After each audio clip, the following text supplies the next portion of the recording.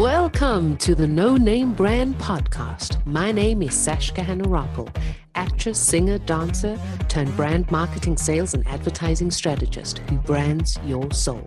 And each week I bring you an inspiring person or message to help you discover your undergod, turn up your leadership notches, challenge the status quo, because you're fast and furious with a powerful message to share with the world. Thank you for taking time out with me today, and without further ado, let's get our creative and wisdom juices flowing. It's that time of the week again, lovelies. It's time for the No Name Brand Podcast with moi, your host, Sashka Hanarappel, coming to you live and pumped from headquarter Austria. So in today's show, I'm speaking to a woman with a cool name and a cool profession. And she's good at dealing with and understanding villains, like Hades from Hercules. You'd never guess that by her petiteness, but yeah, she totally gets villains. Her biggest dream is to encourage and inspire women to stop allowing the villainous opinions of others to hold them back from being the person they feel most comfortable being.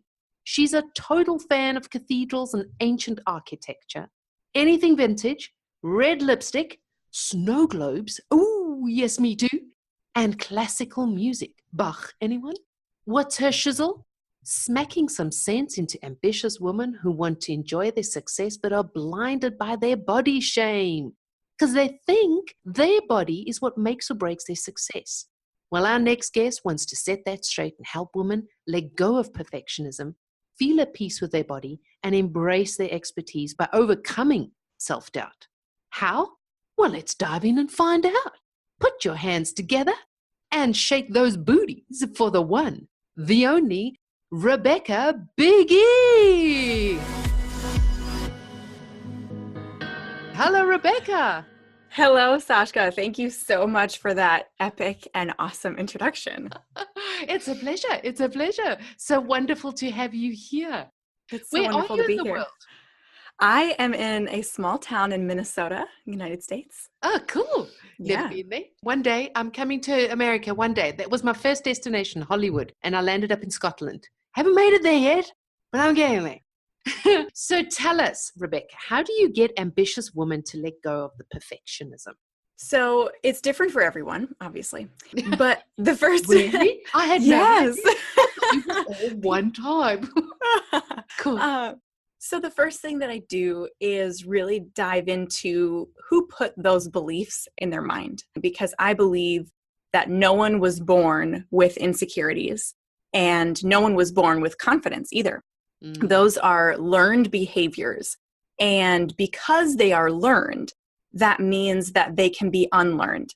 And you can choose to start practicing confidence instead of practicing insecurities. And I believe as women, we get a lot of pressure and a lot of influence from a lot of different places in the media and in our culture to question ourselves and to wonder if what we're doing is good enough. Are we good enough? Whether it's professionally or the way we look, we're always questioning, is it enough? Is it enough? Is it enough? And if we start by asking ourselves, well, enough for what? Enough for who? Enough for me? Because if it's enough for me, personally, if it's enough for them, my clients personally, then I help them get to a point where that's the only mark that they're measuring themselves against, is whether or not they're enough for them. That's pretty good. You just said something now and I'm like, hold up. Hang on. So confidence, we're not born with it. That no. I haven't heard before. Explain that. Shed some light. Yes. So this is something that I came to realize just recently. When I was growing up, I was always a confident person. I thought that confidence was a characteristic that I was born with. And then I found myself in this toxic relationship, and my confidence was just stripped away from me. And when I left that relationship, I looked myself in the mirror.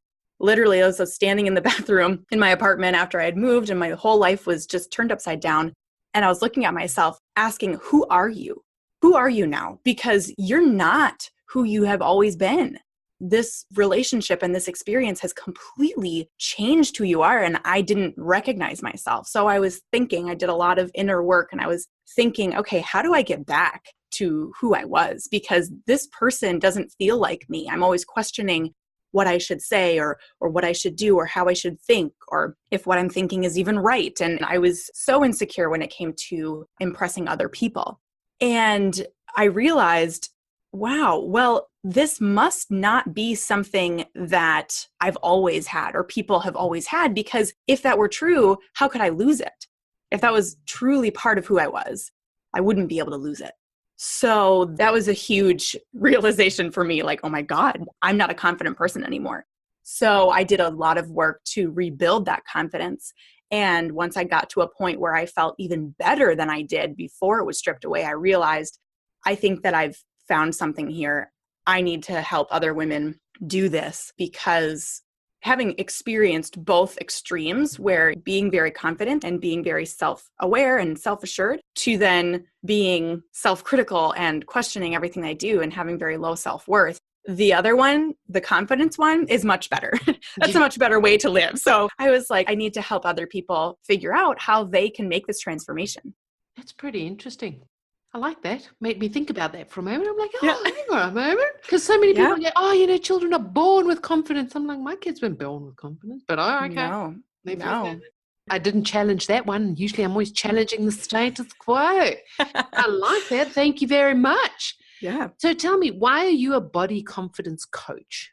So like I had mentioned, it was that realization that I think I'm onto something here. I think that people don't think they have permission to like their bodies. I think that our culture, especially around women, we get this confusing message. We say, be confident, but don't like yourself. It's like if you get a compliment and you say, oh, thank you, you're seen as like you're full of yourself. If you don't say, oh, no, it's this old thing, I look so bad today or whatever. And so I had always been confident, and then that confidence was stripped away and I rebuilt it. And that was one of the hardest things that I've ever done. But it was also one of the most eye-opening and rewarding things. And even though I had felt better about myself, there are still those thoughts that come into my mind that say, oh, maybe you should stop eating gluten for a while and try to lose like just 3 extra pounds. And you see me, I don't have a weight issue. And I believe that so much of our focus on appearance is about weight, that I felt as a thin woman that if I didn't like the way I looked, something was wrong with me. So it was like there wasn't a space for me as someone who didn't struggle with weight to say, hey, what about these insecurities? What about the way I feel about my skin issues and my acne issues? What about the way I feel about my body hair or my cellulite? Because I have cellulite too. So I felt pulled between these two areas of, well, I have these insecurities and I feel bad about these things, but I feel like I can't talk about it because, well, I don't have as bad, quote, bad as someone else. So maybe I can't, maybe I don't have a place to say this. And I said to myself, Rebekah, that's crap. If you're experiencing this, someone else is experiencing this. And your purpose on earth is not about you. It's about helping other people. So if you can help that other person feel like it's okay for them to eat bread or eat pizza and not worry and stress themselves crazy about maybe gaining weight, which I have a story about that too. I guess I can go into that now. But after I left that relationship, I had gained about 10 pounds. Okay. I had totally changed my life and I wasn't eating well, I'll put it that way. I wasn't like going crazy with my eating, but very low. I was feeling very insecure and a little depressed, and food was definitely something I used to comfort myself. And I noticed that I had gained some weight, and I kind of struggled with that idea because I had always been thin. So I was like, well, who am I? Again, who am I if I'm not this thin, confident woman that I've grown to think that I am? And then I asked myself, well, what if this is the way that your body is meant to look? Oh. Yeah. I mean, are you going to spend all your time fighting against this? It's only 10 pounds. Like, is it really worth it to you to spend all your time and energy worrying about what you're going to eat and when you're going to exercise and how your pants fit and whatever? Like, is that worth it?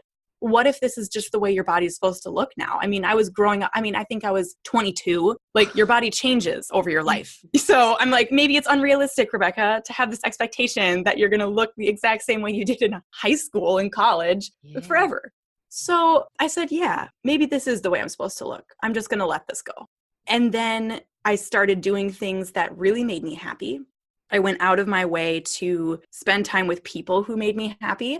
I started to date again, which was terrifying, but I made myself do that because I knew I wanted to have a relationship. And I'm not kidding when I say within 2 or 3 months, I had lost the weight that I gained. Wow. And I didn't do anything differently besides just stop resisting the weight gain and just say, okay, well, whatever. I'm not going to stress about it.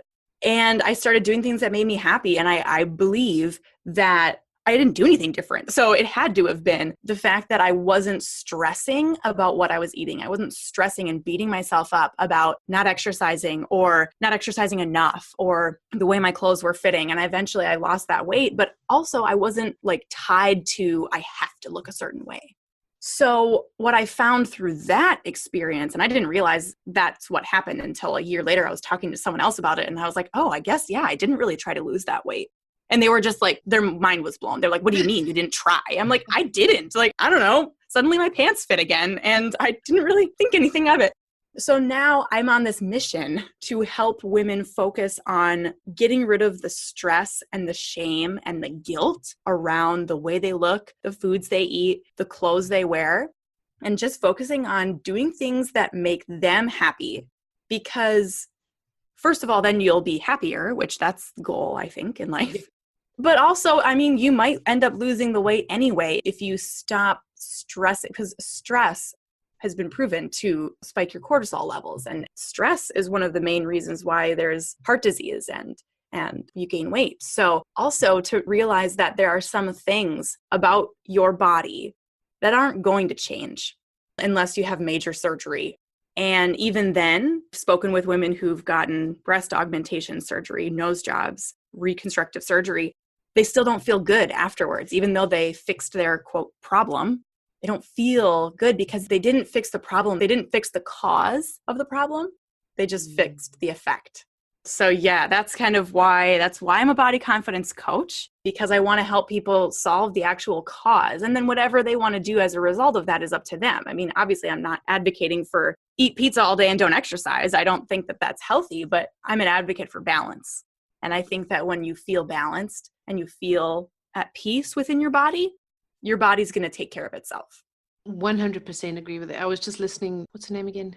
Jillian Michaels? Michelle? Yep. I saw on Steve Harvey's show, and she was just saying there's just such a simple formula to losing weight, and that is just to eat the right amount of food and exercise, move, just move. Mm-hmm. And that equals being happy. Nothing complicated. We just make it complicated.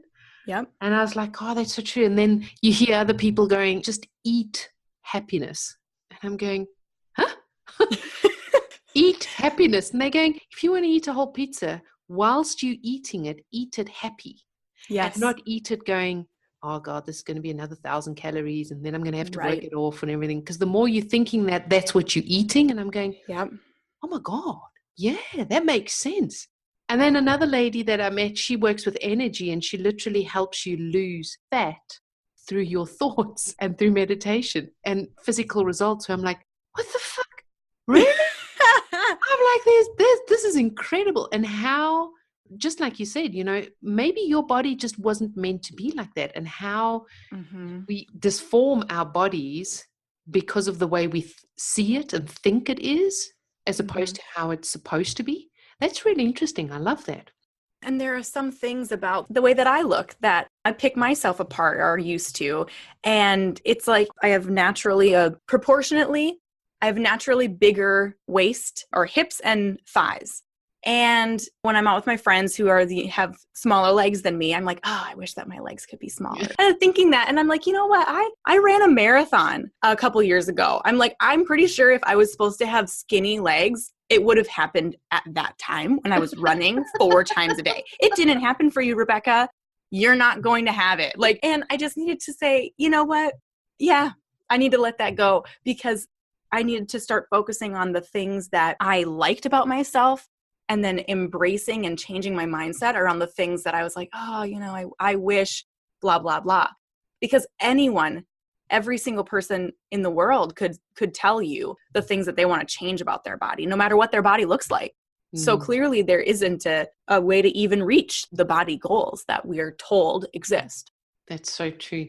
There's so many pivotal starting points for creating, like you mentioned in the beginning, like these mind bugs around your body and your body image. Mm-hmm. If you could take a woman through like a time capsule to focus on 5 areas, just random number, 5 areas, could be 3, that most influence their bad body relationship with themselves, what areas or time periods or like time phases do you feel this would have been in that they created these mind bugs? And what would you suggest looking at to release these villainous thoughts about themselves? Like, where's kind of like a starting point for them? Yes. The main starting point for all of us is our childhood and looking towards the family. And family can be defined however you want to define it. Whoever you were most influenced by growing up is the family I'm referring to.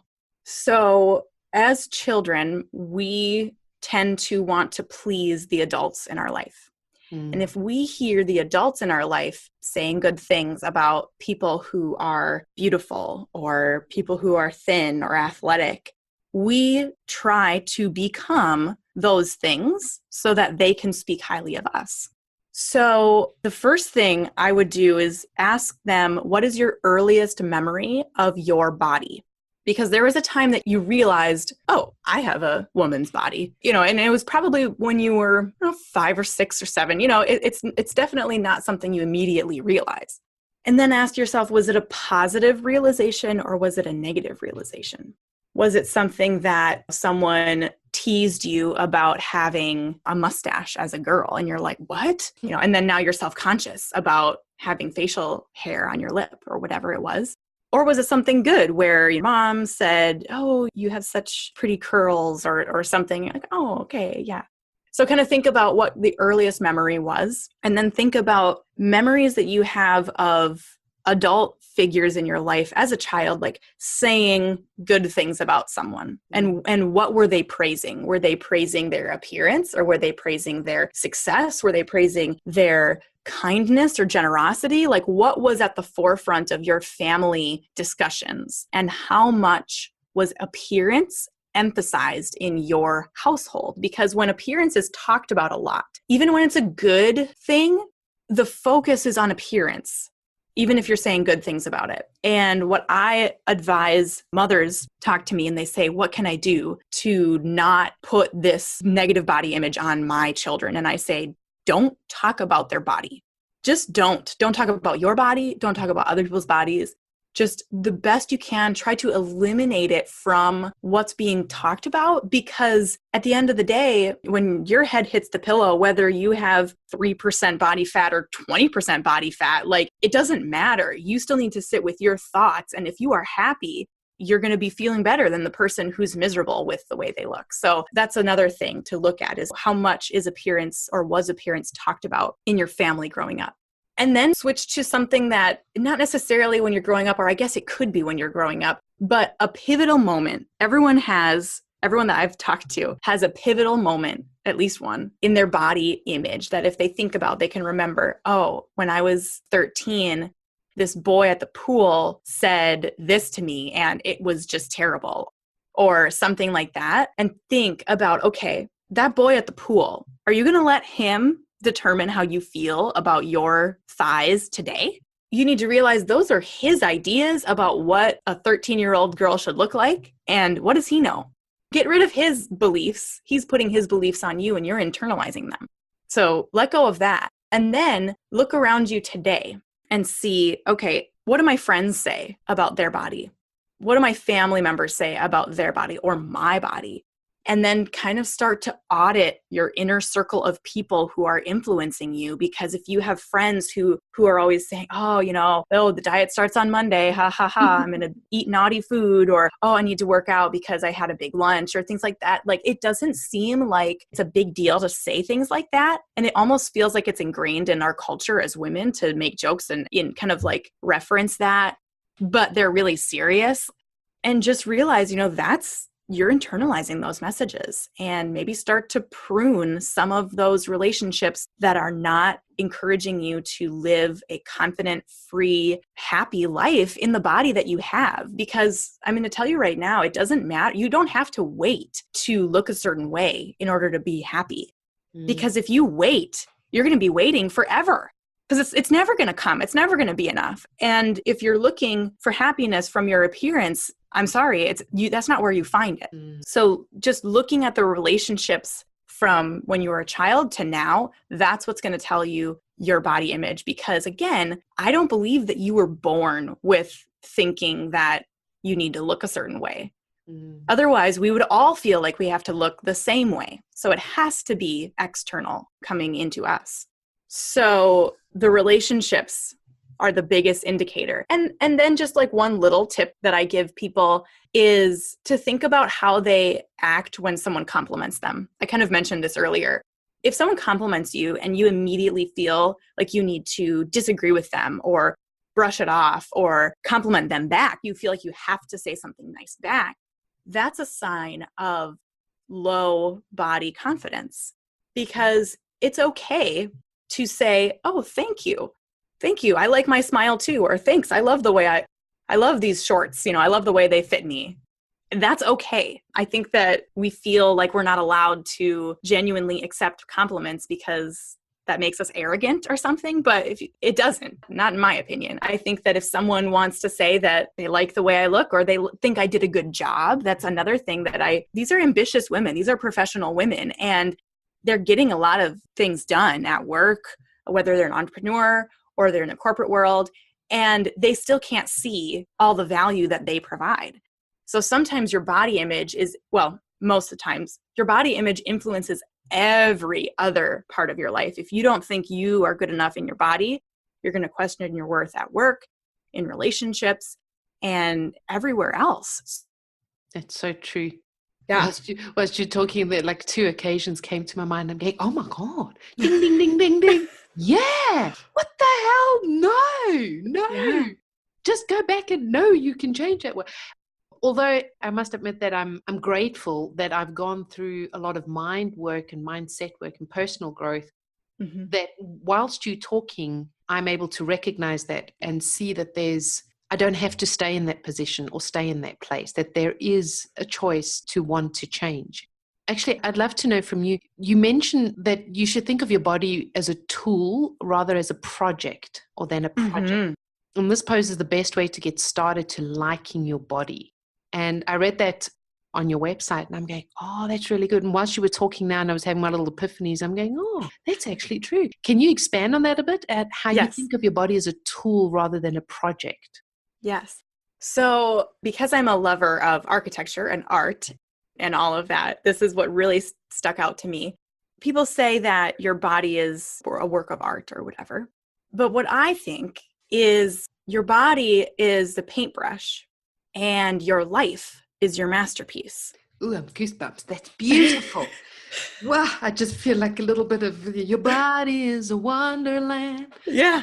Oh, goosebumps. Okay, say that again because that's beautiful. Your body is the brush. Your body is the paintbrush. Yes. And your life is the masterpiece. Ooh, love it. Love it. So if you think about it, it doesn't make you a better painter if you have a better brush. The best painters, the best artists, Michelangelo painting the ceiling of the Sistine Chapel did not have a great paintbrush, right? He didn't. He didn't have light. Right. But he was still able to make one of, to this day, the most beautiful and highly regarded and highly sought after works of art in all of history. So if he can do that with, I don't even know, a stick of wood and maybe horsehair or whatever they used as a paintbrush, why are you waiting? Why are you thinking you have to wait until your body, your paintbrush, looks a certain way or has a certain feature or whatever that you think you need in order to start painting? You can start painting now. You can be happy now. You can create your masterpiece with whatever you have to work with. And the better you get, the better masterpiece you create, your body will respond to that. Like you said, if you eat with gratitude and if you exist with gratitude and if you work on your mindset, you can change the way that you look. But the nice thing about it is you will start to care a lot less about the way you look, and you'll focus more on the masterpiece that you're actually creating. You'll focus more on your life. Because if you think about it, the best and most beautiful, wonderful, awesome paintbrush in the hands of someone who doesn't know anything about painting, it's not any good. Like if you have the most perfect body, but you're not happy and you don't have someone to share it with in your life, you don't have great relationships, you don't have friendships, you're not doing meaningful work, what is it going to do for you? It's not going to do much. So I love that analogy. I'm a big analogies person.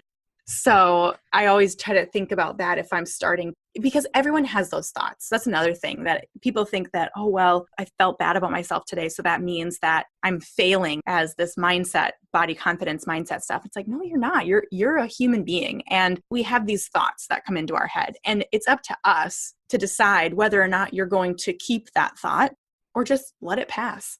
So if you have these thoughts, and sometimes I have these thoughts as a body confidence coach, I have these thoughts that I should tone up a little bit, or maybe I should cut out this food group and see if it makes a difference. I think to myself, are you focusing on the masterpiece or are you focusing on the paintbrush? Oh, I love that. Oh, I love that. I'm going to write that down. I'm going to Canva and I'm going to write that down. That is beautiful. Thank you. Absolutely love that. And I'm also an analogies person. So I'm like Simon Sinek, where I need to visually see things with analogies and drawing and stuff. I'm like, ding, ding, ding, ding. Yeah. That is beautiful. Best explanation ever. Thank you. Rebekah, we're coming to the end. Damn it, half an hour. And I ask all my guests at the end 2 questions. One of them being, how do you want to change the world or challenge the world doing what you do? I want women to feel like they have permission to like themselves. I feel like women, they want to like themselves, but they don't feel like they're allowed to. So if I can kind of break down that mindset issue for them and help them believe that they have the permission to feel at peace and to like themselves, no matter who's around or whose opinions are being thrown around, that's how I ultimately want to change the world. Love it. Love it. We should be hanging around more often. I love it. I was just thinking, oh my God, I love this woman. She's beautiful. I'd love for you to fill in what these 3 values of my values mean to you and fill in the gap. So creativity for you is? Creativity for me is trying something new or trying something you've done before in a different way. Cool. Wisdom for you is? Wisdom for me is knowing when to speak and when to stay silent. Oh, that's a good one. Passion for you is? Passion for me is doing something that scares you. That's a good one. Thank you. Rebekah, thank you so much for being with us here today. Thank you for having me. Awesome getting to know you and your viewpoints. I just loved it. Absolutely loved it. You can find out more about Rebekah in the show notes, social media where she's hanging out, online, offline, if she's got any events happening. You can find out her favorite quote, favorite book, and maybe there's even a little gift in there for you. You just don't know. You'll have to read and say. And if you click to tweet, so if you like something, then please tweet it, click it to tweet it. And we look forward to hearing more about Rebekah in the future and in the headlines and making a difference and helping women give themselves permission to love their bodies and to wear it with pride. Thank you so much, Rebekah. Thank you, Sashka. It's so wonderful being here. Have an awesome day. Thank you then. Yes, Bye-bye. you too. Bye. Dang, that was just supercalifragilisticexpialidocious. I enjoyed having you on board, and please do me and you a favor. Head on over to iTunes, SoundCloud, or Stitcher. Click subscribe, and a super bonus, leave your review and you stand a chance of being announced and advertised on the show. I'm always striving to ensure that your brand is uplifted and empowered. Remember, done is better than perfect. So be sure to subscribe, leave a review, and send in your feedback too. You're the absolute best. Keep rocking.